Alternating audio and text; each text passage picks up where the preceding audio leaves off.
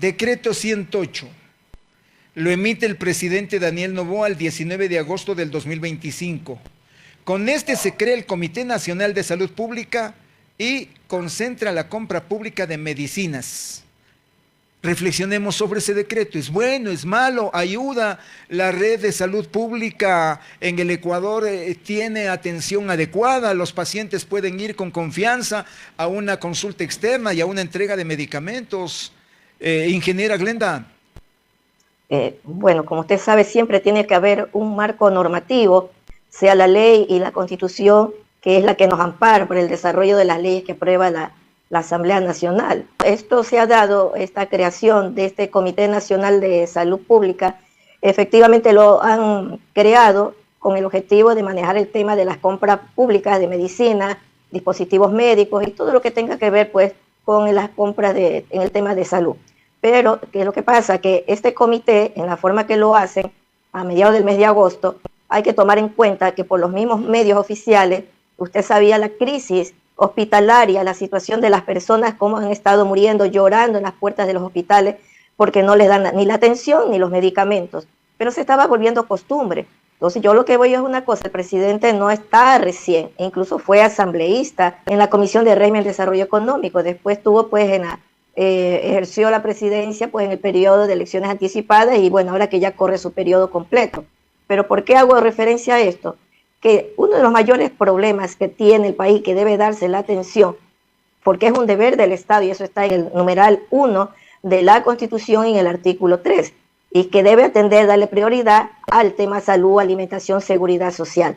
Entonces, si él crea un comité nacional para la contratación pública, manejarla desde la vicepresidenta y toda una estructura con actores que están allegados a ministerios y no propiamente, no se le deja el desarrollo al mismo Ministerio de Salud Pública. El ministro de Salud Pública forma parte de ese consejo, pero al momento del contenido de estas disposiciones es que ellos van a concentrar el manejo de las compras públicas y estamos hablando que esto fue 19 de agosto. ¿Cuánto estamos? Estamos 10, 11, 12 de octubre.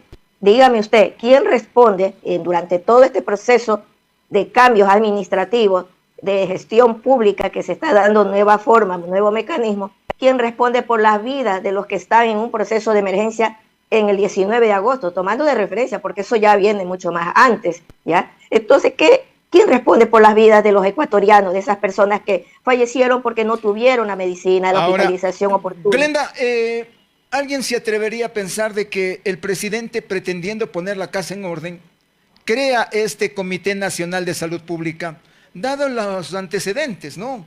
Que grupos hasta de GDOs han estado oferentes, contratando en hospitales, contratando medicamentos, vendiendo con sobreprecio? Pudiera ser que hay buena intención, pudiera ser que se puede corregir, pudiera ser que este Comité Nacional de Salud Pública pueda cumplir con ese precepto de facilitar medicina a la red de salud pública del país, pensando positivamente.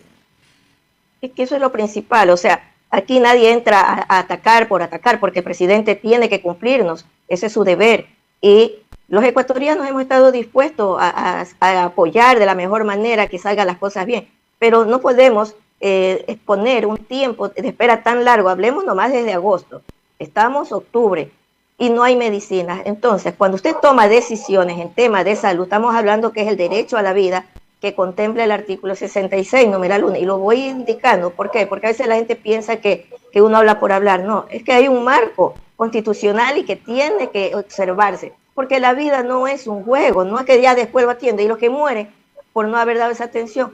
Claro, hay, como usted dice, hay grupos o hay estos actores contratantes de grupos GDO que se han lavado activos dentro de estos procesos de contratación. Por supuesto que hay que depurar, y eso le ha correspondido siempre al CERCOP, y el CERCOP no ha hecho su trabajo como debía de ser, porque el tema de contratación pública es por donde se obtienen los bienes, se obtienen las medicinas, en este caso tratándose del Ministerio de Salud Pública, para poder satisfacer la necesidad de los ciudadanos. Toda la contratación pública entra por ese proceso. Ahora, ¿qué es lo que pasa? Al darse esta creación de este comité, yo decía, bueno, que está bien por último, porque hay que ver, a ver, las cosas cómo están y que se integre con estos ministros. Pero el ministro de Salud Pública lo relegan casi a un segundo plano y la vicepresidenta termina siendo la figura principal en este comité y resulta que al rato de la hora no pueden satisfacer. ¿Por qué? Porque se señaló como sitio de distribución, digamos, donde se iba a concentrar la planta central del Ministerio de Salud Pública en Quito. Entonces, si hay un esquema, una distribución, hay un sistema de salud pública para atender, no se podía cambiar drásticamente. Sí, hay que revisar al CERCO, hay que evaluar a los servidores públicos, por supuesto, una serie de cosas hay que hacerlo, pero no podemos justificar la vida de las personas que se puedan haber perdido porque no hubo la medicina, los dejaron desabastecer. La reforma a la Ley Orgánica de Contratación Pública que fue aprobada el pasado 7 de octubre en la Asamblea viabiliza normas que no aprobaron en la Ley de Integridad Pública. ¿En qué inciden estos cambios? Bueno, si usted se recuerda, cuando recién entró la ley, creo que se llamaba Ley de Gestión Pública, yo la revisé, me pareció bien porque en temas de contratación pública, en mi trabajo, en mis años de experiencia que me ha tocado auditar, y me he puesto hasta en riesgo mi trabajo, ¿qué es lo que me he encontrado? Que el tema de contratación pública, cuando se han dado privatizaciones, el reglamento se convierte en la discrecionalidad, hoy día lo cambian, mañana ponen otros requisitos, y en los pliegos de las contrataciones, y cuando usted revisa la parte operativa, la parte jurídica y el procedimiento administrativo, usted se encuentra con la corrupción. Por donde usted toca sale pus, como se dice. Entonces, yo lo que yo voy es que la Ley de Integridad Pública, cuando tomó ese nombre, porque primeramente era Ley de Gestión Pública, era el tema de la reforma al Sistema Nacional de Contratación Pública. Ese era el objetivo y hasta ahí me parecía bien, con ciertas cosas que había que observar. Pero ahora creo que con la declaratoria, la sentencia que emitió, que dejó insubsistente la Ley de Integridad Pública, el presidente remite nuevamente lo que no pudo pasar. Y bueno, está bien, no es oposición que se haga una transformación y se revise el sistema de contratación pública. Se tiene que hacer, porque ahí hay mucha corrupción, pero comienza desde quiénes son los que califican. Si hay ahora un registro único de proveedores, aquí también hay que tener en cuenta que si mañana por estar dentro de un portal digital y los temas digitales o que están con inteligencia artificial, va a decir, no, es que la inteligencia artificial lo eliminó. No, o sea, aquí hay una situación que el derecho al reclamo se van a presentar y lo dejan excluido a un contratante. Recordemos que si unos en relación de dependencia tiene el derecho al trabajo, los profesionales, es su forma de contratar, tener trabajo y participar a través de la contratación pública. Entonces se podría estar excluyendo a unos y no lo sabemos porque los requisitos que se vayan a plantear, de pronto vaya a haber un mecanismo de exclusión y se está haciendo una contratación directa como lo que se ha dictado por emergencia. Y fíjese, la contratación directa ahora por emergencia, que es lo que suelen hacer, ¿qué es lo que van a hacer? Una contratación rápida. Ese es el problema, que con la ley de emergencia, por emergencia, vienen los amigos, vienen los recomendados y quienes entran a participar. O sea, el asunto es que no se puede y hay que evitar que se vuelva a repetir ese tipo de tráfico de influencia que ya lo venimos conociendo durante todos los gobiernos. Ese es el punto principal. La crisis hospitalaria denunciada por la Federación Médica Nacional y reclamada por la ciudadanía, por los pacientes que van, esta crisis social hospitalaria tanto de adultos como en niños, atención en emergencias, unidades de cuidados intensivos. ¿Usted sabe cuál es el estado actual? Si hay carencia de medicinas, atención oportuna, mientras contratan.